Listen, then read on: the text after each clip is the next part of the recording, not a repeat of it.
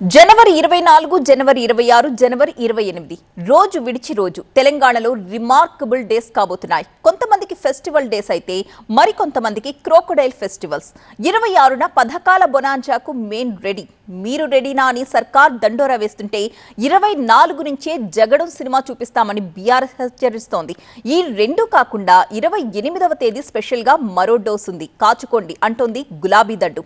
ఇంతకీ ఏంటది?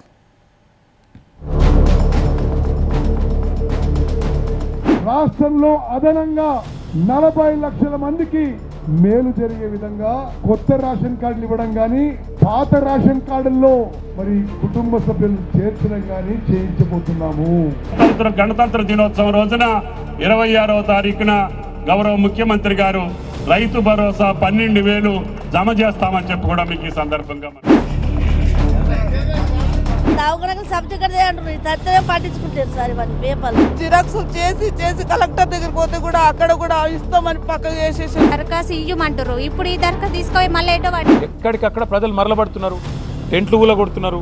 రేపు ఇదే తీరుగా కొనసాగితే గవర్నమెంట్ను కూడా ఏదో దశలో ప్రజలు వాళ్ళు ఖచ్చితంగా తిరస్కరిస్తారు. కొత్తగా 4 సంక్షేమ పథకాలకు జనవరి 26న ముహూర్తంగా పెట్టుకుంది రేవంత్ సర్కార్. లబ్ధిదారుల ఎంపికను ప్రతిష్టాత్మకంగా తీసుకొని అధికారులని ఉరకల పెట్టిస్తోంది. క్షేత్రస్థాయి సర్వే తర్వాత ఈ నెల 21వ తేదీ నుంచి గ్రామ సభలు నిర్వహిస్తోంది. కానీ సర్కార్ తలపెట్టిన గ్రామ సభలు కాస్త సంగ్రామ సభలుగా మారుతున్నాయి. లబ్ధిదారుల జాబితాలన్నీ తప్పుల తడకలేనంటూ అనేక చోట్ల జనం నుంచి ఆగ్రహం వ్యక్తమవుతోంది. ఎక్కడికక్కడ జనం నిలదీస్తుంటే అధికారులకు సినిమా కనిపిస్తోంది. గ్రామ సభలో అన్ని అవకతవకలు ఉన్నాయండి. భూమి లేని వాళ్ళకి, అస్సలు భూమి లేని వాళ్ళకి ఇస్తామని 12,000 ఇస్తామని చెప్పారు. దాంట్లో 99% భూమి ఉన్న వాళ్ళే ఉన్నారు. 60 మంది పేర్లు చదివారు. 60 మంది పేర్లలో ఒక 10 మంది పేర్లు ఉన్నాయి అస్సలు భూమి లేని వాళ్ళు. ఈ మొత్తం అవకతవకలు జరుగుతున్నాయండి గ్రామ సభలో. గ్రామ సభలైతే జరుగుతున్నాయి కానీ ఎమ్మెల్యేలు, మంత్రులు సైతం జనం ముందుకు ధైర్యంగా వెళ్లలేకపోతున్నారని, ఇచ్చిన హామీల గురించి ప్రజలే నిలదీస్తున్నారని విపక్షం కోరసిస్తోంది. ఇదే అదనుగా రైతు ఆత్మహత్యలపై ఏర్పాటు చేసిన బీఆర్ఎస్ అధ్యయన కమిటీ యాక్షన్లకు దిగింది. కమిటీ చైర్మన్ నిరంజన్ రెడ్డి అధ్యక్షతన జరిగిన సమావేశంలో కేటీఆర్ పాల్గొన్నారు. రైతు ఆత్మహత్యలు, అర్హులైన రైతులందరికీ రైతు భరోసా అమలు, సంపూర్ణ రైతు రుణమాఫీ, యాసంగి పంటకు సాగునీరు, రాష్ట్రంలో రైతులు ఎదుర్కొంటున్న మిగతా అంశాలపై పరిశీలన జరపడం కమిటీ లక్ష్యం. 24 నుంచి నెల రోజుల పాటు రాష్ట్ర వ్యాప్తంగా పర్యటించి ప్రభుత్వానికి నివేదిక ఇవ్వాలి అన్నది కమిటీ టార్గెట్. అందుకే 24 నుంచి పని ప్రారంభించి అన్ని జిల్లాలు తిరిగి ఎక్కడికక్కడ అందరినీ కలిసి మరి ఎక్కడికక్కడ వారి సలహాలు, సూచనలు, వారి ఆవేదన అన్నీ కూడా నిక్షిప్తం చేసి నెల రోజుల తర్వాత మరి ఫిబ్రవరి ఆఖరి వారం వరకు ఒక నివేదికను ఇటు రాష్ట్ర ప్రభుత్వానికి, ఇటు పార్టీ అధ్యక్షులు కేసీఆర్ గారికి సమర్పించడం జరుగుతుంది. రాహుల్ గాంధీ ఇచ్చి వెళ్లిన ఆ రైతు డిక్లరేషన్ ఏమైంది? ఇందిరమ్మ ఇళ్ల కోసం తీసుకున్న 1,06,00,000 దరఖాస్తులు ఏమయ్యాయి?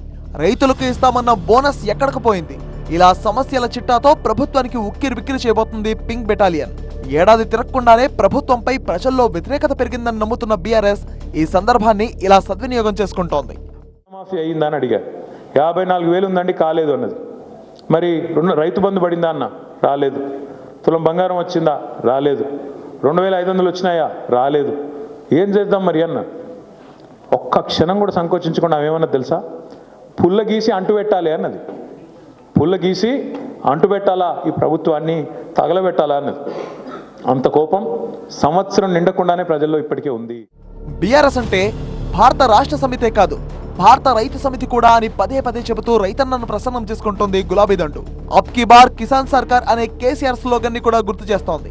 మాది రైతు రాజ్యమే, రైతే మా రాజు అంటూ కాంగ్రెస్ పార్టీ కూడా రైతు భరోసా పథకం అమలుపై అన్నదాతల్లో నమ్మకాన్ని పెంచే ప్రయత్నం చేస్తోంది. గ్రామ సభల్లో గొడవలన్నీ పనిగట్టుకుని క్రియేట్ చేసినవే అంటోంది కాంగ్రెస్ పార్టీ. గతంలో ఇచ్చిన అప్లికేషన్లో పేరు రాలేదని అభద్రతకు గురి కావద్దు, గ్రామ సభల్లో మళ్లీ అప్లై చేసుకోవచ్చు, ప్రతిపక్షాలు రెచ్చగొట్టే మాటల్ని అస్సలు నమ్మవద్దు అని దుబ్బుతూనే ఉంది అధికార పక్షం. గ్రామ సభలు పెడుతున్నాము. ఈ గ్రామ సభల్లో కావాలని ఉద్దేశపూర్వకంగా కొన్ని రాజకీయ పార్టీలు ఆ గ్రామ సభల్లో రాద్ధాంతం చేయాలని ఒక చిత్రాన్ని చిత్రీకరించే కార్యక్రమాన్ని చేపడుతున్నారు తప్ప ఈ ప్రభుత్వానికి చిత్తశుద్ధి, నిజాయితీ, పేదవారి పట్ల ప్రేమ, అభిమానం ఉంది. ఈ నెల 24వ తేదీ శుక్రవారం వరకు గ్రామ సభలు జరుగుతాయి. రేషన్ కార్డులు, ఇందిరమ్మ ఇళ్ల విషయంలో ఎక్కువగా గందరగోళం నెలకొంది. కానీ రాష్ట్ర వ్యాప్తంగా మొదటి రోజు 3,400 గ్రామ సభలు జరిగితే 144 చోట్ల మాత్రమే గొడవ జరిగింది. అంటే 96% గ్రామ సభలు సక్సెస్ అయినట్టే అని లెక్కలు చెబుతోంది అధికార పార్టీ.